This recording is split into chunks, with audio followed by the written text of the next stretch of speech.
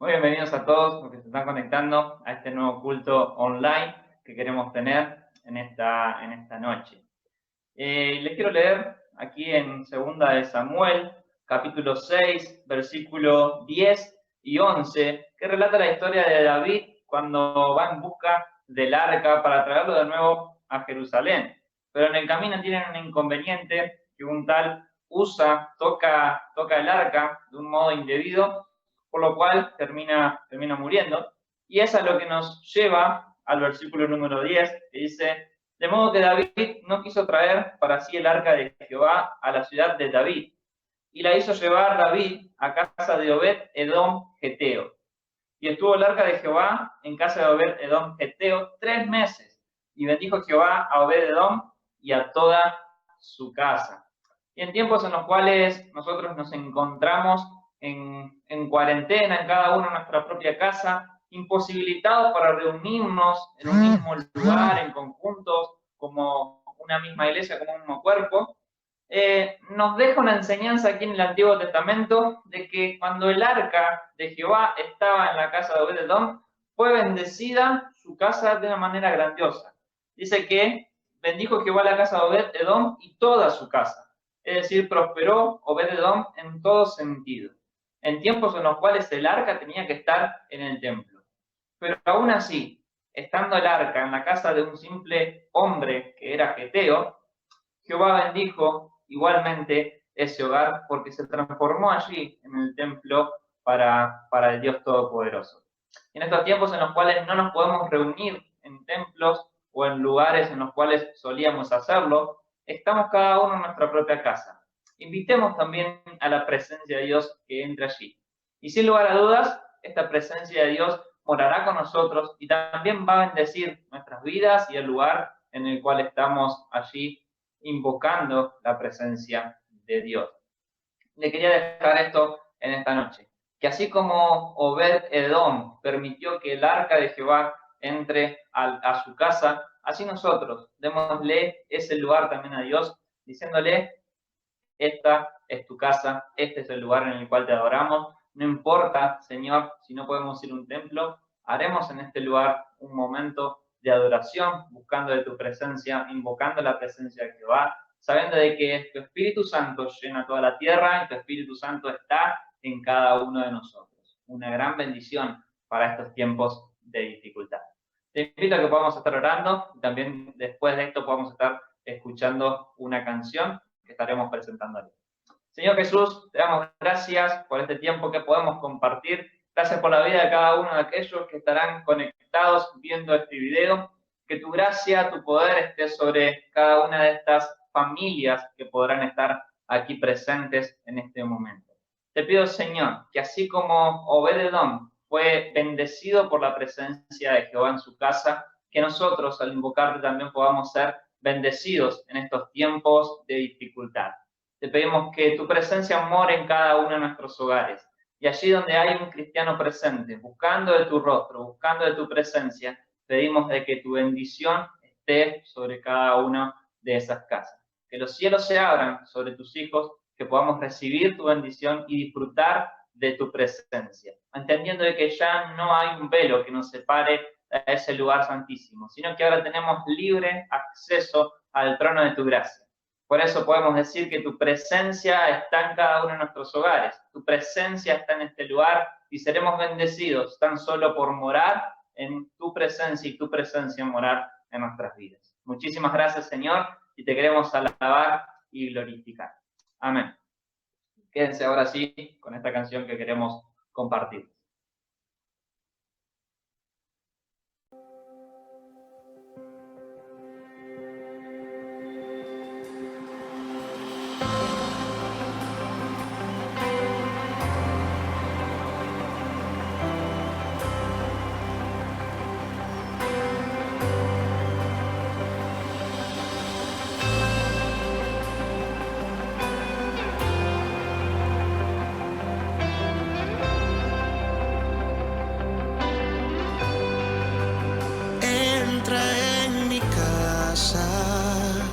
El arca de tu presencia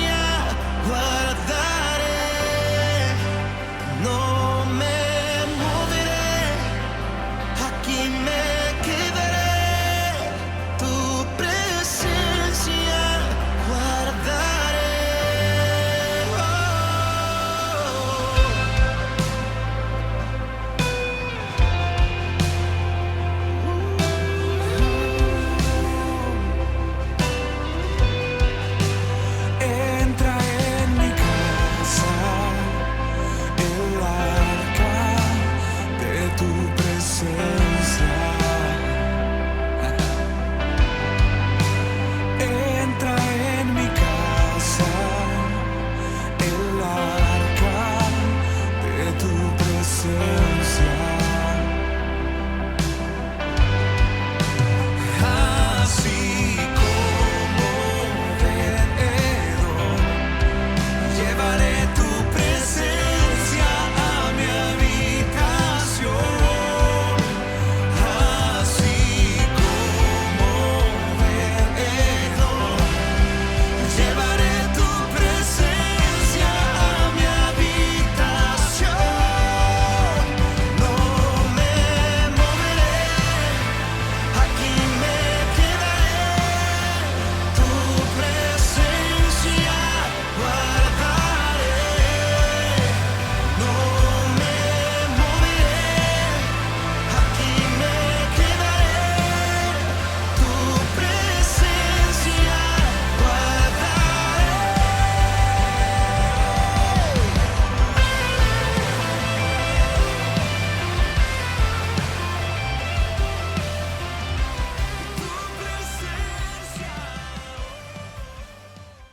Que Dios los bendiga en este tiempo que nos toca vivir también. Y en esta oportunidad queremos compartir una palabra, queremos leer justamente un texto de la Biblia, reflexionar juntos y compartirlo con ustedes. Así que si tienen una Biblia cerca, los invito a buscar en el libro de Tito, capítulo 3, allí esa carta cortita que aparece casi al final de nuestra Biblia. Es Tito, capítulo 3, versículo 2. En adelante vamos a estar leyendo. Y el versículo 2 dice lo siguiente: que a nadie difamen, que no sean pendencieros, sino amables, mostrando toda mansedumbre para con todos los hombres, porque nosotros también éramos en otro tiempo insensatos, rebeldes, extraviados, esclavos de concupiscencias y deleites diversos, viviendo en malicia y envidia, aborrecibles y aborreciéndonos unos a otros. Pero cuando se manifestó la bondad de Dios, nuestro Salvador, y su amor para con los hombres, nos salvó, no por obras de justicia que nosotros hubiéramos hecho, sino por su misericordia, por el lavamiento de la regeneración y por la renovación en el Espíritu Santo, el cual derramó en nosotros abundantemente por Jesucristo nuestro Salvador, para que justificados por su gracia viniésemos a ser herederos conforme a la esperanza de la vida eterna. El versículo 8 dice: palabra fiel es esta, y en estas cosas quiero que insistas con firmeza, para que los que creen en Dios procuren ocuparse en buenas obras. Estas cosas son buenas y útiles a los hombres, pero evita las cuestiones necias, y genealogías y contenciones y discusiones acerca de la ley, porque son vanas y sin provecho. Y en esta carta es justamente una carta que escribe Pablo, y como destinatario tenía este joven, probablemente, pastor Timoteo. Tito. Se puede decir acerca de Tito que era griego, es decir, que no estaba circuncidado, pertenecía al pueblo gentil. Sin embargo, por Pablo es enviado justamente a Creta, que es donde Tito se encuentra cuando recibe esta carta de mano de Pablo, y se encuentra delante de una iglesia o delante de un grupo de personas que contenía también algunas quizás creencias anteriores, o que quizás eran nuevos en la fe, o que quizás no comprendían todavía el evangelio por completo, o quizás que tenían sus propios pensamientos y los querían inculcar e incorporar en la iglesia. Es decir, que este grupo de creyentes estaba compuesto también por personas que eran judías, judaizantes, muy arraigadas a la ley, muy arraigadas a las viejas costumbres, y quizás no estaban comprendiendo este nuevo evangelio, no estaban comprendiendo lo que Pablo les había predicado y lo que ahora Tito estaba tratándoles de enseñar. Por lo tanto, se puede decir que en esta iglesia había varios conflictos, quizás de creencias, de pensamientos, de actitudes, y Tito es enviado a este lugar de Creta justamente para solucionar estos problemas. Como gentil, como griego, no era fácil ir a enfrentarse a judíos y a estas personas que conformaban la iglesia, y encima para resolver problemas, encima para tratar algunas discusiones o cuestiones que estaban pasando. Así que la tarea de Tito en esta oportunidad no es nada fácil, por lo tanto recibe esta carta de Pablo para ayudarlo, quizás para instruirlo un poco, a ver hacia dónde debía ir para empezar a solucionar estos problemas que se estaban dando. De tal manera que Tito acá es instado por Pablo a recurrir a las bases de la fe, a enseñar en la iglesia lo más básico que tiene que ver con el Evangelio, a volverles a mostrar a Jesús y su obra en la cruz y su perdón, para que sobre todo los fundamentos de la fe, lo más básico en lo cual nosotros estamos de acuerdo, puedan estar bien en claro en esta iglesia. Quizás que se aparten de sus viejas costumbres, de sus creencias viejas, y que lo fundamental en lo cual debían estar de acuerdo eran esto que acabamos de leer, el mismo evangelio que se les había sido predicado. Por lo tanto, Tito allí es instado a colocar estas bases, de tal manera que resalta lo fundamental que se vive en una fe. Por eso comienzan los versículos 2 y 3, haciendo una descripción de algunas actitudes de personas que quizás deberíamos tener antes de conocer a Cristo, que luego son cambiadas, que luego son transformadas por ese espíritu que nos renueva, como dicen los siguientes versículos. Pero en estos primeros describe justamente que antes podíamos ser rebeldes, insensatos, extraviados, esclavos de concupiscencia, esclavos del mal, envidiosos, lo que fuese, que quizás son prácticas que deberían empezar a cambiar, disciplina, que debería ser que esto cambie porque han conocido a Jesús. Por lo tanto, empieza diciendo, ustedes eran, así como yo describo en estos versículos, quizás algunos aspectos un poco malos de los que pueda haber en nuestra vida, pero que el Señor también cambie. Por lo tanto, el versículo 4, que es el siguiente, dice, ustedes eran así hasta que se manifestó la bondad de Dios como Salvador, hasta que pudieron conocer el amor de Dios con todos los hombres. De tal manera que este amor de Dios, esta presencia de Dios como Salvador, debería cambiar la actitud en estos nuevos cristianos, debería cambiar aquello que había en su interior para generar costumbres que tenían que ver con el cristianismo, costumbres buenas, de bondad, como también dicen los siguientes versículos que vamos a ver más adelante. Pero la primera idea que plantea Pablo para que Tito transmita a la iglesia es esta. Ustedes quizás antes eran rebeldes, pero ahora conocieron a Jesús y debe existir esa renovación en el interior. Ese amor debe cambiar esas actitudes en ustedes de tal manera que ahora empiecen a ver actitudes y comportamientos cristianos, ¿sí? Entonces comienza a resolver estos problemas en las personas de esta manera, diciéndoles, hay que cambiar también nuestras actitudes, hay que volverse quizás más bondadosos, hay que abandonar la envidia y todas las cuestiones que nombra allí, simplemente porque el Señor nos salvó de ello y con su amor nos ayuda a cambiar esas actitudes que quizás no estaban del todo bien entre medio de esta iglesia.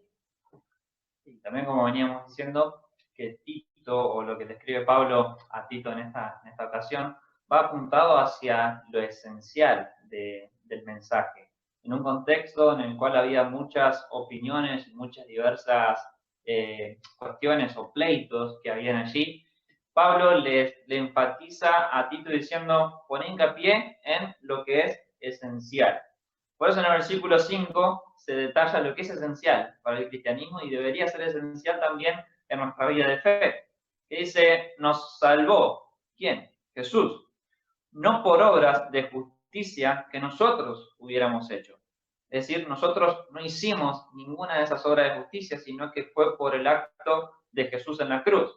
Sino por su misericordia, por el lavamiento de la regeneración y por la renovación en el Espíritu Santo. Y sigue diciendo el verso 6, el cual derramó en nosotros abundantemente por Jesucristo nuestro Salvador. Y hace una secuencia. Dice, Jesús fue quien nos salvó. No porque nosotros hubiésemos hecho alguna obra de bien o de justicia. Y alguno podrá decir, bueno, hay seres humanos que hacen obras de bien y obras de justicia. Pero para alcanzar una salvación deberíamos ser completamente justos. Ya una obra de injusticia, una obra de maldad, una pequeña mentira nos podría tildar de pecadores y ya no nos haría justos. Pero Dios nos ve a nosotros de manera justa por medio de Jesucristo, por medio de esa gracia que nos fue dada. Si ninguno de nosotros merecíamos la salvación, Y esto es lo que hace hincapié Pablo, que le remarca que Tito tiene que remarcar sobre su iglesia. Decirles que no es por sus obras que son salvos, sino que es por la gracia de Jesús. Y fueron regenerados, fueron allí herederos del trono, herederos de la gracia, gracias a Jesús. Y gracias al Espíritu Santo que mora en cada uno de ustedes, que va adoptando en cada uno de nosotros la identidad de hijo de Dios. Nos va regenerando, nos va lavando y nos va convirtiendo en nueva persona. Ese es el obrar del Espíritu en nuestras vidas. Ese es el obrar del Espíritu Santo. Por la renovación del Espíritu Santo y por su regeneración es que nosotros hoy tenemos una identidad y también somos llamados justos por delante del Señor. Si no hubiese sido por este paquete que nos fue entregado, de ninguna manera nosotros hubiésemos alcanzado esa gracia y esa salvación. Y eso es lo esencial del Evangelio, que nosotros no hicimos nada para poder alcanzarlo, sino que fue Dios quien entregó a su Hijo murió en la cruz y nos dio este regalo llamado gracia.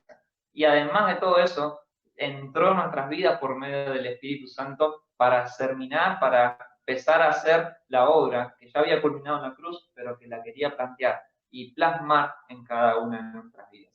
Eso es el mensaje esencial. Un Jesús que por gracia nos salvó y un Espíritu Santo que nos regenera y nos lava de todo pecado, tal así que nos presenta como limpios delante de la presencia de Dios.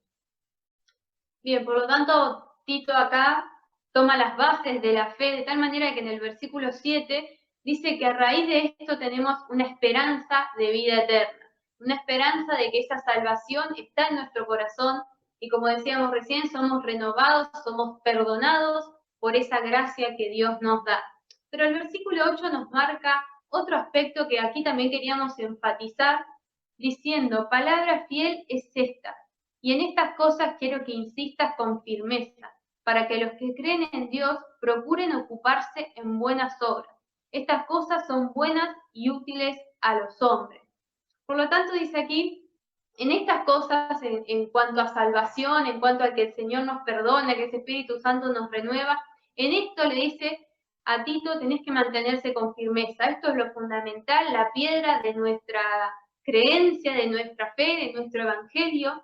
Pero también aparece otro factor allí, dice, los que creen en ese Dios, los que creen en ese Jesús como Salvador, como el que nos da la vida eterna y como todos estos factores fundamentales, dice, estas personas que creen tienen que ocuparse de buenas obras, tienen que practicar las buenas obras.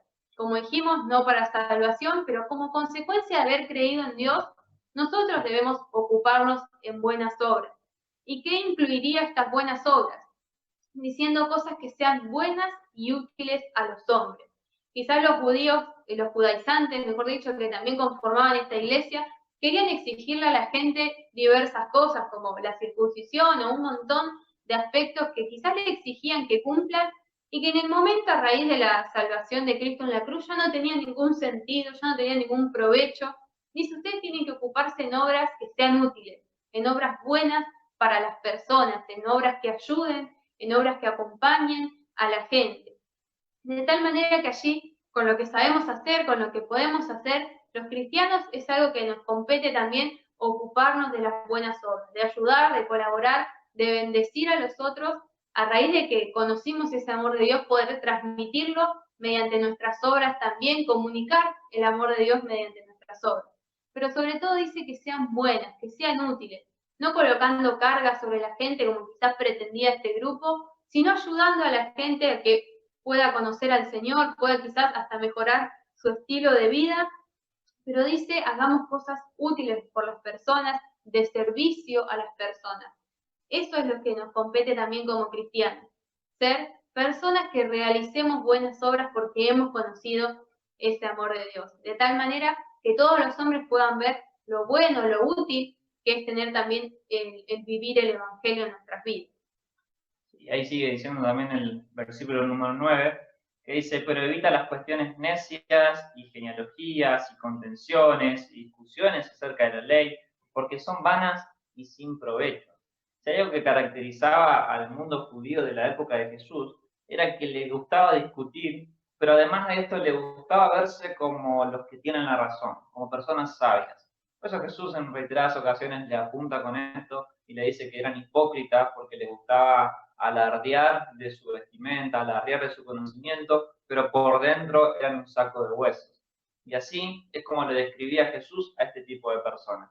Y Pablo le dice, pero ustedes no sean como estos, no sean como aquellos hipócritas a los cuales Jesús los reprendió, los condenó, sino que sean personas que evitan este tipo de cuestionamientos, este tipo de peleas, este tipo de discusiones que no llegan a ningún punto. ¿Cuál es el fin de esa discusión? ¿Hay una cuestión de vida o muerte después de eso? ¿O simplemente son discusiones en las cuales uno puede tener razón y el otro también? ¿O son diferentes puntos de vista?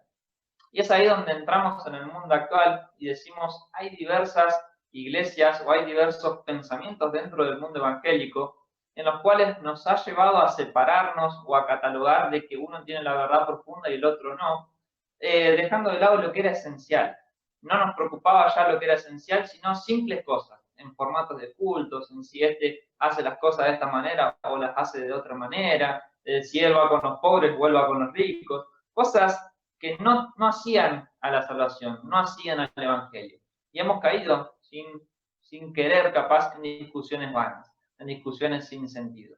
¿Y qué queremos decir con esto? Que volvamos a lo esencial, volvamos a poner esos parámetros en nuestras vidas. Lo esencial primero era el evangelio, era la gracia de Dios sobre nuestras vidas, que somos salvos, pero no por obra, porque ninguno lo merecía. Después, hacer buenas obras. Y creo yo que ocupados en hacer buenas obras, dejaríamos un poco de lado esas discusiones ya por una consecuencia. Al mantenernos ocupados haciendo lo que debemos hacer, dejamos de lado las discusiones respecto de lo que hace el otro. Discusiones que no tenían sentido. Y gente que no sabe discutir, gente que no sabe plantear ideas diferentes y llevan a una pelea y a una separación. Cuando la sana discusión es entendiendo diferentes puntos de vista. Lo cual le queremos decir, no está mal discutir, sino que lo esencial es predicar el Evangelio, lo esencial es predicar a un Cristo crucificado, pero que también resucitó y nos dio de su gracia. En segundo lugar, implementar el amor al prójimo, implementar las buenas obras en acción. Bien, y quizás, como también estamos escuchando de muchas personas, quizás nos pasa también en este tiempo de cuarentena, de días que estamos aislados, quizás un poco más reservados de la sociedad, es donde nos damos cuenta realmente qué es lo importante, en lo que vale la pena gastar tiempo, lo que vale la pena allí como prioridad en nuestra vida, qué es lo fundamental en nuestra vida, qué valoramos más, qué quizás antes valorábamos, que ahora nos damos cuenta, esto puede pasar a un segundo plano tranquilamente, porque lo importante quizás es conocer a Dios, nuestra familia, la salud, y quizás muchas cosas ahora quedaron en segundo plano que antes tenían allí como el primer lugar en nuestra vida. Y creo que también en este texto se ve reflejado eso. Lo fundamental de nuestra fe, de nuestro evangelio, es esa obra del Señor en la cruz, y como consecuencia nuestras obras demostrando esa cruz que conocemos, demostrando ese sacrificio que conocemos. También hay un pasaje en Efesios 2:10 donde dice que debemos manifestar estas obras y cumplir estas obras que fueron preparadas de antemano, que el Señor pensó de antemano para cada uno de nosotros. Que podamos en este tiempo allí arraigarnos, a cimentarnos, ponernos firmes en las cuestiones de la fe que tienen que ver con nuestra salvación, y en base a eso poder trabajar en las obras que el Señor puso en nuestros corazones y en nuestra vida en este tiempo, quizás para cumplir también. Vamos a estar orando y dándole gracias a Dios por esto que es nuestro evangelio, nuestra salvación, y que justamente el Señor nos anime y nos inste a poder cumplir esas buenas obras. Gracias, Señor, te damos por tu presencia en nuestros corazones, aún desde nuestros hogares y cada uno desde su casa, Señor, pero que podamos estar en tu presencia, que podamos conocerte aún más desde nuestras casas, desde nuestra intimidad también. Y en este momento, Señor, te damos gracias por esa salvación que conocemos. Gracias porque ese Espíritu Santo renueva en nuestro interior, se renueva en nuestras vidas, Señor, haciendo que seamos perdonados, que podamos conocer el amor de Dios, de tal manera que nuestras actitudes también cambien, de tal manera que podamos poner en práctica esas obras que pensaste para cada uno de nosotros. Gracias te damos, Señor, por ese perdón y por ese amor que fue reflejado en esa cruz, Señor, de la cual no nos queremos olvidar nunca. Nunca queremos que pase a un segundo plano, Señor, sino que sea lo más importante de nuestros corazones. Gracias, Señor, por este tiempo. En el nombre de Jesús. Amén. Amén. Y ya para ir también cerrando, muchísimas gracias a todos por conectarse y también presentarles este pequeño proyecto que hemos iniciado como Iglesia Alfaro, allí en la localidad de Citibel, Partido de La Plata. Y para todos aquellos, no importa si son de Citibel, La Plata o de cualquier parte de Argentina que estén viendo este video, los invitamos a que se puedan sumar con sus donaciones, ya sea en cuanto a mercadería o también en efectivo para que podamos estar comprando mercadería. En este proyecto que hemos incursionado y que queremos estar abriendo en esta semana. Se trata de un proyecto en el cual prepararemos diferentes paquetes de alimentos para ofrecerle a aquellas personas que no están pudiendo recibir de un sostén o no les alcanza el sostén económico y presentan en sus casas muchas personas o padres e hijos que no están llegando a tener un plato de comida en su casa. Entonces, como iglesia queremos apoyar, como cristianos también queremos poner en práctica parte de esto que también que hemos estado hablando, de esas buenas obras para ayudar a aquel que no tiene y de esa manera demostrar del amor de Jesús. Si querés colaborar, te invito a que ahí en la descripción o aquí va a estar apareciendo en pantalla nuestro número de WhatsApp. También te puedes comunicar al Facebook, Ministerio El Paro, Ministerio Cristiano y Citibel, o también va a estar apareciendo nuestro Instagram, en el cual también puedes estar comunicándote con nosotros.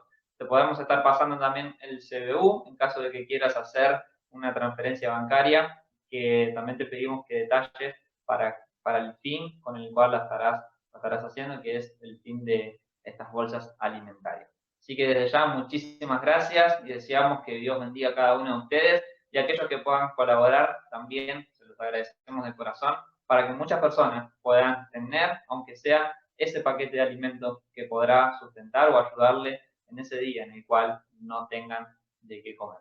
Muchísimas bendiciones y nos encontraremos el próximo domingo a las 7 de la tarde, también en un formato así. Pero recuerden que todos los días, de lunes a viernes, estamos subiendo devocionales diarios, pequeños, breves devocionales que también podrán encontrar en la página de YouTube del Ministerio El Paro. Así que desde ya, muchísimas gracias, muchas bendiciones a todos los que se han conectado. Dios les bendiga. Muchas bendiciones, que tengan una muy buena semana y nos reencontramos nuevamente por este medio el próximo domingo a las 7 de la tarde. Que Dios los bendiga.